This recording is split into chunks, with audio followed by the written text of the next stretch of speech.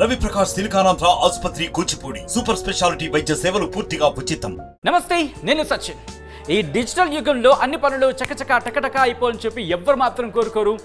ఉదయం బ్రేక్ఫాస్ట్ చేసిన దగ్గర నుంచి రాత్రి బెడ్కి బజ్జునే వరకు అందరూ దాదాపుగా తెలియని లొకేషన్ కోసం వేసేది దేని మీద? Google maps. మరి ఇలాంటి గూగుల్ మ్యాప్స్లో ట్రైన్ లైవ్ లొకేషన్ ఉందని చెప్పి ఎంతమందికి తెలుసు? ఎస్, ఇంట్రెస్టింగ్గా ఉంది కదా.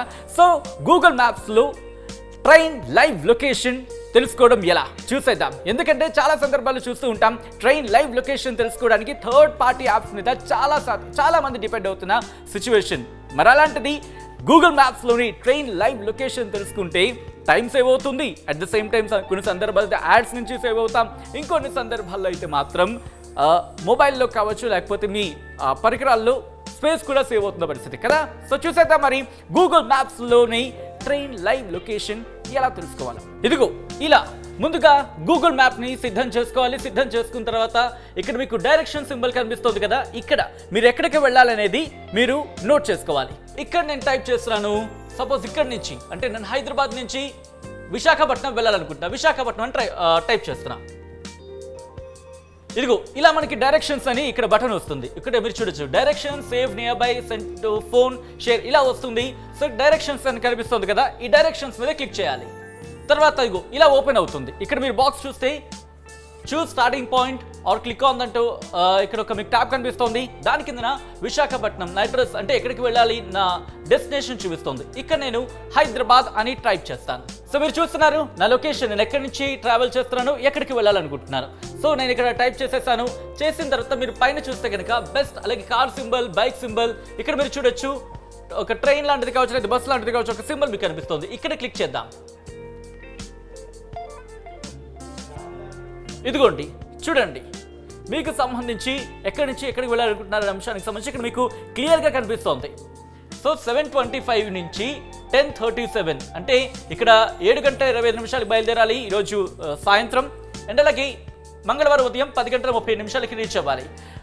7:25కి లింగంపల్లి నుంచి, అంటే 5 మినిట్స్ లేట్ అనేది ఇక్కడ చూపిస్తోంది. అలాగే దీంతో పాటు నెక్స్ట్ ట్రైన్ ఏముంది, ఎంతసేపు జర్నీ, ఎక్కడ ఉంది అనేది మనకి క్లియర్గా కనిపిస్తోంది. సో ఇలా మనకి చూడొచ్చు మల్టిపుల్ ఉన్నాయి.